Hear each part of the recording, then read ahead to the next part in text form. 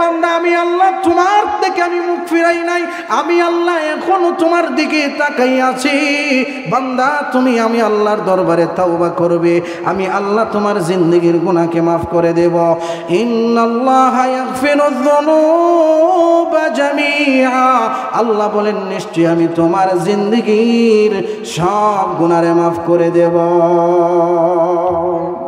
এজন্য আল্লাহর দরবারে তাওবা করতে সবাই রাজি আছেন তো? মুসলমান খাঁটি দিলে যদি আল্লাহর দরবারে তাওবা করেন, তিনটা শর্ত লাগাইয়া যদি আল্লাহর দরবারে তাওবা করেন, আল্লাহ বলেন তোমার তাওবা কবুল। এক নম্বর শর্ত হলো আল্লাহর কাছে বলতে হবে, রে মালিক আমি যে অতীতে অন্যায় করেছি, গুনাহ করেছি, আল্লাহ এগুলোর উপরে আমি লজ্জিত হয়ে গেলাম। ও প্রভু আমি বর্তমানে গুনাহকে ছেড়ে দিলাম, আর ভবিষ্যতে আমি এই গুনাহ করব না। এই তিনটা শর্ত লাগাইয়া যদি কোনো বান্দা আল্লাহর দরবারে তাওবা করে, আল্লাহ বলেন তোমার তাওবা কবুল। শর্ত হলো তিনটা। একটা হলো অতীতের গুনাহ ছেড়ে দেওয়া, অতীতের গুনাহের উপর লজ্জিত হব, আল্লাহ আমি অন্যায় করেছি, এটা আসলে অন্যায়। 2 নম্বর আমি গুনাহ ছেড়ে দেব। 3 নম্বরে হলো আল্লাহ আমি ভবিষ্যতে আর গুনাহ করব না, এরকম অঙ্গীকার করতে হবে। তিনটা শর্ত লাগাইয়া যদি কোনো বান্দা আল্লাহর দরবারে তাওবা করে, আল্লাহ কেমনে গুনাহ মাফ করে দেয় একটা ঘটনা শোনাইয়া দেই। হাকিমুল উম্মত আশরাফ আলী থানভী রাহমাতুল্লাহি আলাইহি উল্লেখ করেন, আল্লাহর নবীজি মুসলিম শরীফের মধ্যে একটা হাদিস উল্লেখ করেছেন। বনি ইসরাইলের একজন ব্যক্তি ছিল, সে একজন নয়, 2 জন নয়, 99 জন লোককে হত্যা করেছে। বলেন কতজন? আরো জোরে বলেন কত? 99 জনকে হত্যা করার পর এইবার ওই পাপিষ্ঠ বান্দার ভিতরে একটু আল্লাহর জন্য মহব্বত ঢুকলো, আল্লাহর ভয় ঢুকলো, তার অন্তরে একটু অনুশোচনা জাগলো।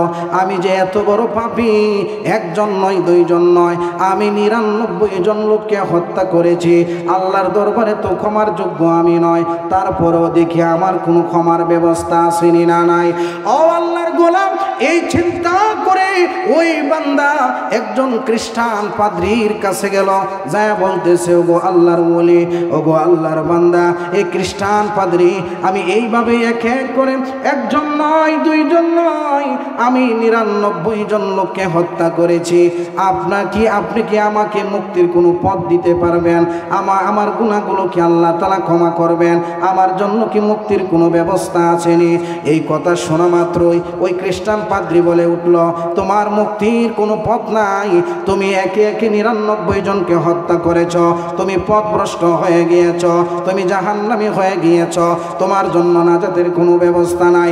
এই কথা শোনা মাত্রই ওই পাপিষ্ঠ বান্দা এবার ভাবলো, আমার যেহেতু ক্ষমার কোনো পথ নাই, এবার তোরেও আমি আর ছাড়ছি না, তোরেও মারব। এবার ওই পাপিষ্ঠ বান্দাটা খ্রিস্টান পাদ্রীকে হত্যা করে দিল। আগে করলো 99, এখন করলো 100, এখন করলো একটা, মোট কত হলো? 100 জনকে হত্যা করার পর পাদ্রীর অন্তরের মধ্যে কিন্তু তাওবার ইচ্ছে আছে। এবার সে তত্ত্ব তালাশ লাগাইয়া এলাকার মধ্যে তত্ত্ব তালাশ লাগাইল, দেখি আমি এমন কোনো বান্দা পাইনি যার মাধ্যমে আমি আল্লাহর দরবারে তাওবা করতে পারি। খুঁজতে একটা আলিম, সঠিক আলিমের দরবারে গেল। যাওয়ার পরে বলতেছে, ওগো আল্লাহর ওলি, ওগো আল্লাহর বান্দা, আমি এইরকমভাবে 99 জনকে হত্যা করার পর একজন খ্রিস্টান পাদ্রীর দরবারে গেলাম তাওবা করার জন্য। খ্রিস্টান পাদ্রী আমাকে নৈরাশ করে দিয়েছে, আমিও তাকে ছাড়ি নাই, হত্যা করেছি। এইভাবে আমি 100 জনকে হত্যা করেছি, আমার জন্য কোনো তাওবার পথ আসেনি। এই কথা শোনা মাত্রই ওই আল্লাহর ওলি এবার ডাকতে বলেন, হে আল্লাহর বান্দা, তুমি যে মহৎ কাজের জন্য এসব, এইটা খুবই ভালো, তুমি তাওবা করবে, এর চাইতে উত্তম কাজ আর হতে পারে না। সুতরাং তুমি আল্লাহর দরবারে তাওবা করো, আর ওই একটা জনপদ দেখাইয়া দিলাম, ওই জনপদের কাছে যাও, সেখানে বড় বড় আল্লাহর ওলিরা আছে, তাদের সহমতে তাইকে তুমি নেক কাজ করতে দেখো। এই আশা পাওয়ার পর ওই পাপিষ্ঠ বান্দাটা যে 100 জনকে হত্যা করেছিল, আল্লাহর দরবারে এবার বান্দা তাওবা করলো। তাওবা করার পর এবার লোকটা ওই আল্লাহর ওলির কথা অনুযায়ী ওই এলাকাতে রওনা দিল। ওই এলাকাতে যায় আল্লাহর ওলিদের সহবতে তাইকা বান্দা যাবতীয় গুনাহকে ছেড়ে দিবে এই ভেবে বান্দা যখন হাঁটা শুরু করলো, এমন সময় রাস্তার মধ্যখানে যখন গেল, বান্দার মরণের সময় এসে গিয়েছে। মৌত কাসিন কুল্লু নাসিন শারিবু কবর বাইতিন কুল্লু নাসিন দাখিলু। বান্দার মরণের সময় এসে গেল। আজরাইল সামনে আইসা গেছে। এবার বান্দার সামনে চলার মতো কোনো শক্তি নাই, বান্দা দুর্বল হয়ে গেছে। কিন্তু তারপরে মনে ইচ্ছা আমাকে ওই এলাকায় যাইতে হবে। বান্দা মাটিতে পড়ে যাওয়ার পর নিজের বুকের মাধ্যমে ও সামনে অগ্রসর হওয়ার চেষ্টা করেছে। সুবহানাল্লাহ। এই চেষ্টা করার পর আজরাইল জানটা যখন নিয়ে গেল, এবার দুই দল ফেরেশতা আসলো ওই বান্দার রূহ নেওয়ার জন্য। এটা কোনো কাল্পনিক ঘটনা নয়, মুসলিম শরীফের হাদিস স্বয়ং আল্লাহর নবী বর্ণনা করেছেন। এবার দুইটা দল ফেরেশতা চলে আসলো। একটা হলো আযাবের দলের ফেরেশতা, আরেকটা হলো রহমতের ফেরেশতা। আযাবের ফেরেশতা আইসা বলতেছে আমরা এই বান্দার রূহটা নেব। কেন? বলে বান্দা পাপিষ্ট, 100 জনকে হত্যা করেছে, তাওবা করেছে ঠিক, কিন্তু বান্দা কোনো নেক আমল করতে পারে নাই, ওই জনপদের ভিতরে বান্দা ঢুকতে পারে নাই। এমন সময় ওই যারা নেককার ফেরেশতার দল ছিল, যারা নাকি নেককার বান্দাদের জানটা নেওয়ার জন্য এসেছিল, ওই ফেরেশতারা ডাক দিয়ে বলে আমরা এই বান্দার রূহটা নেব। বলে কেন? বলে বান্দা তাওবা করেছে আর ওই জনপদের দিকে যাওয়ার জন্য তৈরি হয়েছে, রওনা দিয়েছে। এমন সময় দুই দল ফেরেশতাদের মধ্যে ঝগড়া। আল্লাহ ডাক দিয়ে বলেন ও আমার ফেরেশতার দল, ঝগড়া করার কোনো কারণ নাই, তোমরা জমিন রে মাপ দাও। ওই লোকটা যদি পাপিষ্ঠ এলাকার নিকটবর্তী হয়ে থাকে, ওই বান্দার রূহটা নেবে গজবের ফেরেশতা, আযাবের ফেরেশতা। আর যদি বান্দা আল্লাহর ওলিদের অঞ্চলের নিকটবর্তী হয়ে থাকে, তাহলে বান্দার রূহটা নেবে রহমতের ফেরেশতা। এবার জমিনকে মাপ দেওয়া হলো। মাইপা দেখা যায় যে বান্দা ওই আল্লাহর ওলিদের জমিনের দিকে রওনা দিয়েছিল, ওই জায়গার মধ্যে মাত্র সামান্য পরিমাণ জায়গা বেশি। ওমা খালাকতুল জিন্না ওয়াল ইনসা ইল্লা লিয়াবুদুন।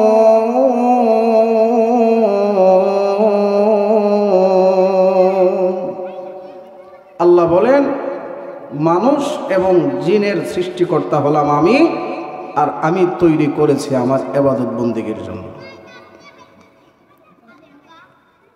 অপর আয়াতে আল্লাহ বলেন আর-রহমানু আল্লামাল কুরআন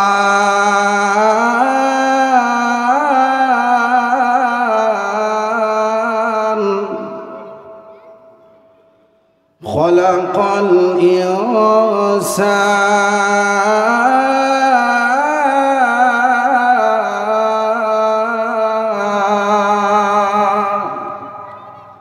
আল্লাহ বলেন আমি হলাম রহমান, আমি আল্লাহ তোমাদেরকে ভাষা শিক্ষা দিয়েছি, আমি আল্লাহ তোমাদেরকে সৃষ্টি করেছি। সুবহানাল্লাহ।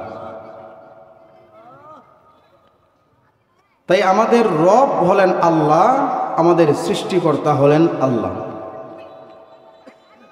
আসেন আমার তেলাওয়াতকৃত আয়াতের মধ্যে ঢুকি।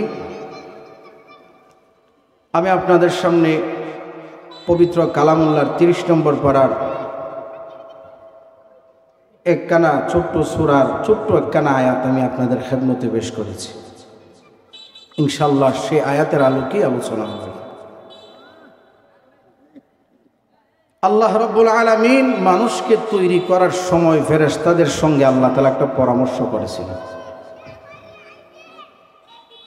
এমন সময় আল্লাহ ফেরেশতাদেরকে ডাক দিয়ে বলেছিলেন ইন্নী জাইলু ফিল আরদি খলিফা। ও ফেরেশতারা, আমি দুনিয়ায় আমার প্রতিনিধি পাঠাইতেছি। ফেরেশতারা আল্লাহরে বলেছিল আল্লাহ কোন জাতি পাঠাইবেন?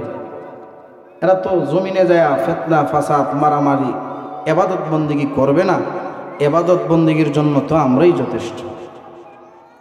আল্লাহ তখন বলেছিলেন, ইন্নী আ'লামু মা লা তা'লামুন।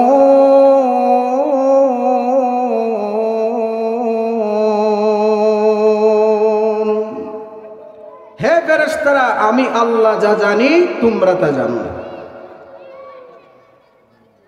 আল্লাহ মানুষকে তৈরি করলেন, আদম আলাইহিস সালামকে বানাইলেন। আল্লাহ দুইটা যোগ্যতা দিয়েছেন। দুইটা যোগ্যতা দিয়ে আল্লাহ দুনিয়াতে প্রতিনিধি খলিফা বানায় আল্লাহ পাঠাইছেন। একটা হলো নেক কাজ করার যোগ্যতা, আরেকটা হলো গুনাহ করার যোগ্যতা। যার মধ্যে গুনাহ করার যোগ্যতা নাই, আল্লাহ তাকে খলিফা বানানো নাই। ফেরেশতাদের মধ্যে আল্লাহ শুধু একটা যোগ্যতা দিয়েছেন, ইবাদত বন্দেগী করার, আল্লাহর দাসত্ব করার। গুনাহ করার কোনো যোগ্যতাই তাদের ভিতরে নাই। এজন্য আল্লাহ তাদেরকে খলিফাও মনোনীত করেন নাই। আদম আলাইহিস সালাতু ওয়াস সালামকে বানানোর পর আল্লাহ তাআলা আদম আলাইহিস সালামের মাধ্যমে একটা নমুনা, একটা অনুশীলন আল্লাহ তাআলা করাইলেন।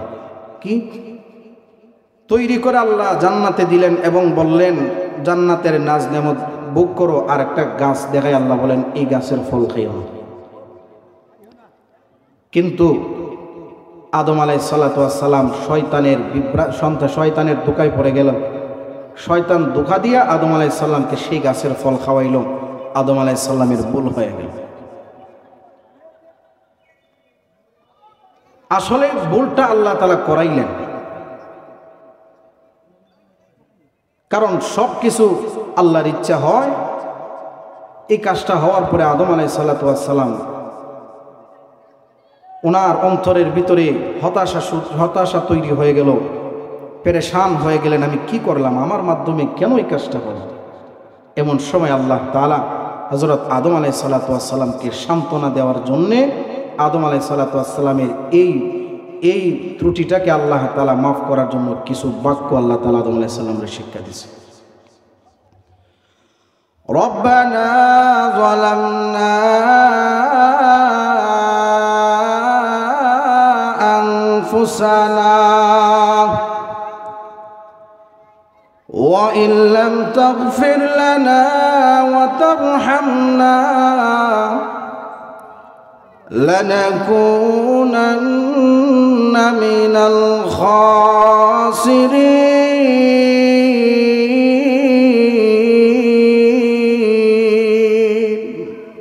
আল্লাহ তাআলা আদম আলাইহিস সালামকে শিক্ষা দিলেন, আদম তুমি পড়ো রব্বানা যালামনা আনফুসানা। আল্লাহ, আমরা তো আমাদের নফসের উপরে জুলুম করে ফেলেছি। ওয়া তারহামনা লানাকুনান্না মিনাল খাসিরিন। আল্লাহ, আপনি যদি আমাদের উপরে রহম না করেন তাহলে আমরা ক্ষতিগ্রস্ত হয়ে যাব, ধ্বংস হয়ে যাব। আল্লাহ ইচ্ছা করলে এই কথাগুলো না শিখাইয়া আল্লাহ তাআলা সরাসরি বলতে পারতেন, আদম যাও, তোমারে মাফ করে দিলাম। এই ক্ষমতা শক্তি আল্লাহর আছে না নাই? আরো জোরে কোন আছে না নাই? আল্লাহর শক্তির কোনো লয়ও নাই, ক্ষয়ও নাই। আল্লাহর শক্তি অতীতে যেমন ছিল এখনো আছে, ভবিষ্যতেও থাকবে। আল্লাহ নিজের কোরআনের মধ্যে বলেন, আল্লাহু লা ইলাহা ইল্লা হু আল হাইয়ুল কাইয়্যুম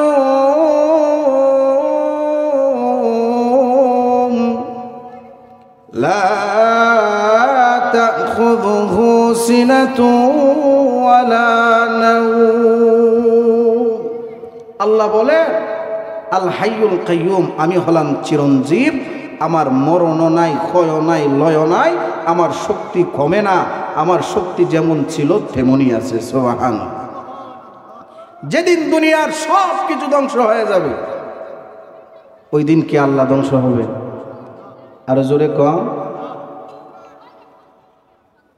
কুল্লু মান আলাইহা ফান ওয়া ইয়াবকা ওয়াজহু রাব্বিকা যুল জালালি ওয়াল ইকরাম।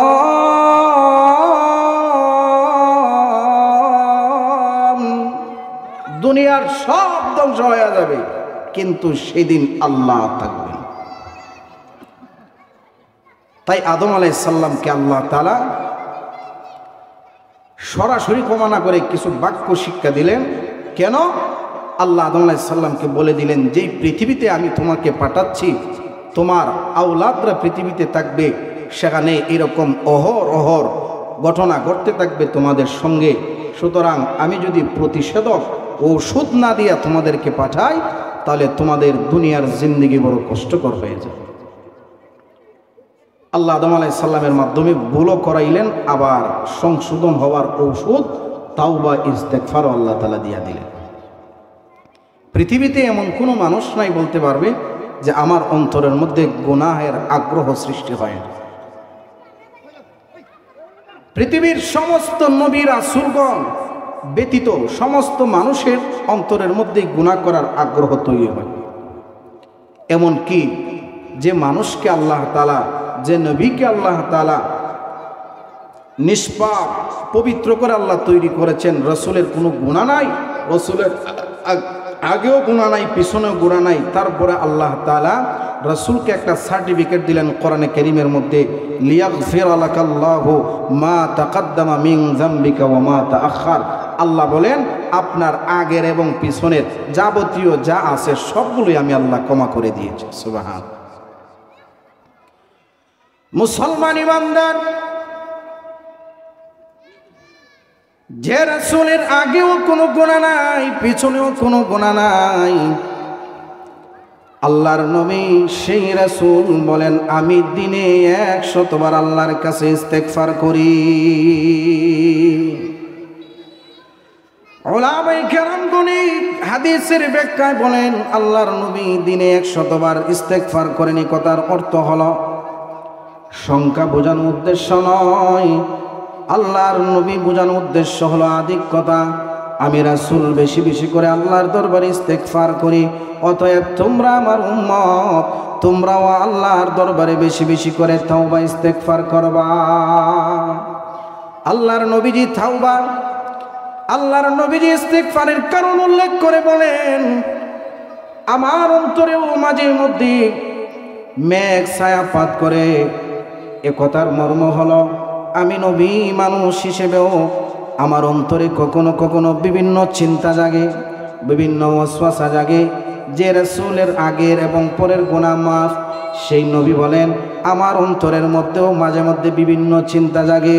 ও মুসলমান, শুধু তাই নয়, পৃথিবীতে যত ওলি আউলিয়ারা ছিল, প্রত্যেকের অন্তরের মধ্যে গুনাহের আগ্রহ ছিল, গুনাহের আগ্রহ তৈরি ছিল। গুনাহের আগ্রহ ছাড়া কোনো মানুষ নাই।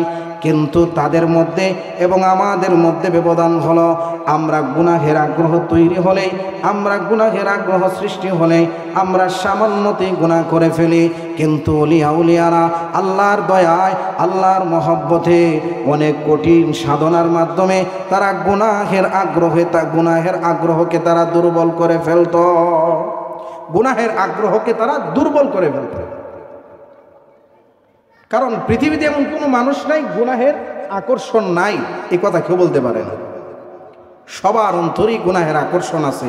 তবে যারা আল্লাহর ওলি, যারা আল্লাহর প্রিয়, তারা গুনাহের আকর্ষণকে দুর্বল করে, যার কারণে তাদের মাধ্যমে আর সমাজে কোনো গুনাহ হয় না।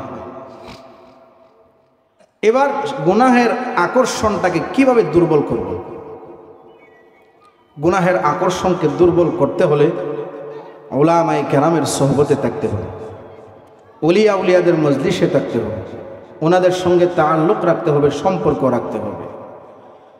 সোহবতে সালেহ তোরা সালেহ কুনাত, সোহবতে তালেহ তোরা তালেহ কুনাত। ও মুসলমান ইমানদার, যদি গুনাহের আকর্ষণকে দুর্বল করতে হয়, তাহলে ওলিয়া উলিয়াদের মজলিসে থাকতে হবে, উলামায়ে কেরামের সোহবতে থাকতে হবে। তাহলে গুনাহ করার মাদ্দাটা, গুনাহ করার আকর্ষণটা দুর্বল হয়ে যায়, আর কোনো গুনাহ হবে না। মাসনবী শরীফে মাওলানা রুমি রহমাতুল্লাহ আলাইহি একটা ঘটনা লিখেছেন। এক কাটুরিয়া জঙ্গল থেকে কাঠ কেটে এনে বাজারে বিক্রি করত। একদিন ওই কাটুরিয়া কাঠ কেটে বিক্রি করার জন্য জঙ্গলে গেল।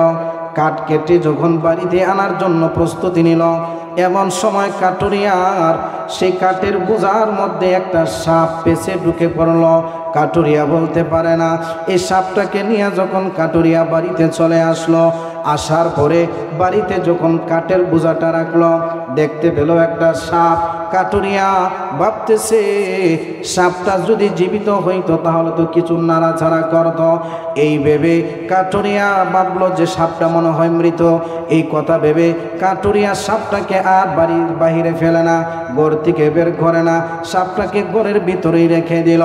এবার কাটুরিয়া নিশ্চিন্তে মনে রাত্রে যখন ঘুমাইল, ধীরে ধীরে ঘরের ভিতরে সাপটা থাকার কারণে কিছু তাপ পেল, কিছু গরম পেল। সাপটা ধীরে ধীরে নাড়াচাড়া করতে শুরু করে দিল। কিছুক্ষণের ভিতরেই এই সাপটা কাটুরিয়ার শরীরে দংশন করে দিল, কাটুরিয়াকে হত্যা করে ফেলল। সকালবেলা যখন হয়ে গেল, এলাকার লোকজন জড়ো হয়ে গেল, সবাই আলোচনা করতে লাগলো, এই সাপটাকে দেখলাম মৃত, সাপটা কেমনে কাটুরিয়াকে দংশন করলো বুঝে আসে না। ও মুসলমান ইমানদার, মাওলানা রুমি রহমাতুল্লাহ আলাইহি বলেন, ঠিক তেমনিভাবে মানুষের অন্তরে, মানুষের ভিতরে যে একটা নফস আছে, এই নফসটাও সাপের মতন। যখন কোনো আল্লাহওয়ালার সোহবতে যাবে, তখন নফসটা ঘুমন্ত সাপের মতন হয়ে যায়। মনে হয় আমার দ্বারা আর কোনো গুনাহ হবে না, আমি আর নামাজ ছাড়ব না, আমি আর রোজা ছাড়ব না, আমি আর সুদ খাবো না, আমি আর ঘুষ খাবো না, আমি আর অন্যায় করব না, আমি আর ব্যভিচার করব না, আমি আর জিনায় লিপ্ত হব না, আমি আর মিথ্যা কথা বলবো না। কিন্তু যখন ওই মানুষটা যখন আল্লাহর ওলিদের মজলিস থেকে, ওলামায়ে কেরামের মজলিস থেকে যখন ফিরে আসে, তখন তার নফস নামক সাপটা ধীরে ধীরে জাগ্রত হয়া এই নফসের মাধ্যমে বান্দাকে গুনায় জড়ায়া ফেলে। আই বেরাদর দূরে বাসাজ ইয়ারে বদ, ইয়ারে বদ বদ তর বদ মারে বদ, ইয়ারে বদ আ রোদ তোরা সুয়ে জহিম, ইয়ার নে কো গিরে তায়া বিনাইম। এই জন্য মুসলমান, আপনার আমার গুনাহ করার শক্তিকে দুর্বল করতে হলে উলামায়ে কেরামের তত্ত্বাবধানে আমি পরিচালিত হব, কোনো পীর মাশায়েখের কাছে আমরা মুরিদ হব, ওনার দেওয়া সবক অনুযায়ী চলাফেরা করার চেষ্টা করব। এর মাধ্যমেই আমার গুনাহ করার মাত্রাটা দুর্বল হয়ে যাবে। এবার যদি কোনো বান্দা গুনাহ করে ফেলে, কোনো বান্দার মাধ্যমে যদি সমাজের মধ্যে গুনাহ সংগঠিত হয়ে যায়, তাহলে বান্দাটা কি করবে? আল্লাহ যেমনভাবে শয়তান এবং নফস নামক বিষাক্ত জিনিস আল্লাহ তৈরি করেছেন, শয়তান এবং নফস মানুষকে জাহান্নামের দিকে নিয়ে যায়, মানুষকে পথগামী করে ফেলে, মানুষকে ধোঁকা দেয়, মানুষকে অন্যায় কাজে জড়িত করে ফেলে। এই দুইটা বিষাক্ত জিনিস আল্লাহ তৈরি করেছেন। সুতরাং আল্লাহ তাআলা এই বিষাক্ত জিনিস তৈরি করার পর আবার এই বিষাক্ত জিনিসকে ধ্বংস করার জন্য আল্লাহ রব্বুল আলামিন মেডিসিন, প্রতিষেধক, ঔষধ আল্লাহ তাআলা বান্দাদের হাতে তুলে দিয়েছেন। ও মুসলমান, সেই ঔষধটাকে, সেই ঔষধ যদি কোনো বান্দা একবার ব্যবহার করে, তাহলে ওই বান্দা ঔষধটা ব্যবহার করার কারণে শয়তান তার সর্বশক্তি দিয়া মানুষকে যত বড় যত অন্যায় কাজে লিপ্ত করুক না কেন, শয়তান তার সর্বশক্তি দিয়া মানুষকে যত অপরাধ করুক না কেন, মুসলমান, শয়তানের এত শক্তি ওই অস্ত্রর কাছে, ঔষধের কাছে খুবই তুচ্ছ। হাজার শত বৎসরের গুনাহ, এই গুনাহ নিয়ে কোনো বান্দা যদি আল্লাহর দরবারে একবার খাটি দিলে তওবা করে, আল্লাহ বলে, বান্দারে তুই খাটি দিলে তওবা করতে দেরি হবে, আমি আল্লাহ তোর জিন্দগির গুনাহকে মাফ করতে দেরি করি না। अल्लाह अल्लाह क्या मुबारक नाम है, अल्लाह अल्लाह मुमिनों का काम है। এজন্য মুসলমান গুনাহ হয়ে গেলে আল্লাহর দরবারে তাওবা করবেন। যদি তাওবা খাঁটি দিলে করতে পারেন, 100 বৎসরের গুনাহ হোক, 1000 বৎসরের গুনাহ হোক, আল্লাহ বলেন আমি তোমারে মাফ করে দিতে আমি তৈরি আছি। ও মুসলমান, ও আল্লাহর মায়ের বান্দারা, কান খুলে শুনে রাখেন আল্লাহ তাআলা কেমন ভাবে মাফ করেন। আল্লাহ কোরআনে কারীমের মধ্যে বলেন, কুল ইয়া ইবাদিয়াল্লাযীনা আসরাফু আলা আনফুসিহিম লা তাকনাতু মির রাহমাতিল্লাহ। আল্লাহর বান্দারা কান খুলে শোনেন, আল্লাহ তাআলা বলতেছেন, হে আমার বান্দারা, তোমরা যারা অন্যায় করতে করতে নিজেদের নফসের উপরে জুলুম করে ফেলেছ, ও বান্দা আর নিজের উপরে কোনো ভরসা করতে পারো না। এরে বান্দা, আমি আল্লাহ তোমার থেকে আমি মুখ ফিরাই নাই, আমি আল্লাহ এখনো তোমার দিকে তাকাই আছি। বান্দা, তুমি আমি আল্লাহর দরবারে তাওবা করবে, আমি আল্লাহ তোমার জিন্দেগীর গুনাহকে মাফ করে দেব। ইন্নাল্লাহা ইয়াগফিরুয যুনুবা জামিআ, আল্লাহ বলেন নিশ্চয়ই আমি তোমার জিন্দেগীর সব গুনাহরে মাফ করে দেব। এজন্য আল্লাহর দরবারে তাওবা করতে সবাই রাজি আছেন তো? মুসলমান খাঁটি দিলে যদি আল্লাহর দরবারে তাওবা করেন, 3টা শর্ত লাগাইয়া যদি আল্লাহর দরবারে তাওবা করেন, আল্লাহ বলেন তোমার তাওবা কবুল। 1 নম্বর শর্ত হলো আল্লাহর কাছে বলতে হবে, রে মালিক, আমি যে অতীতে অন্যায় করেছি, গুনাহ করেছি, আল্লাহ এগুলোর উপরে আমি লজ্জিত হয়ে গেলাম। ও প্রভু, আমি বর্তমানে গুনাহকে ছেড়ে দিলাম, আর ভবিষ্যতে আমি এই গুনাহ করব না। এই 3টা শর্ত লাগাইয়া যদি কোনো বান্দা আল্লাহর দরবারে তাওবা করে, আল্লাহ বলেন তোমার তাওবা কবুল। সুবহানাল্লাহ বলতেন। কিন্তু শর্ত হলো 3টা। একটা হলো অতীতের গুনাহ ছেড়ে দেওয়া, অতীতের গুনাহের উপর লজ্জিত হব, আল্লাহ আমি অন্যায় করেছি, এটা আসলে অন্যায়। 2 নম্বর আমি গুনাহ ছেড়ে দেব। 3 নম্বরে হলো আল্লাহ আমি ভবিষ্যতে আর গুনাহ করব না, এরকম অঙ্গীকার করতে হবে। 3টা শর্ত লাগাইয়া যদি কোনো বান্দা আল্লাহর দরবারে তাওবা করে, আল্লাহ কেমনে গুনাহ মাফ করে দেয় একটা ঘটনা শোনাইয়া দেই।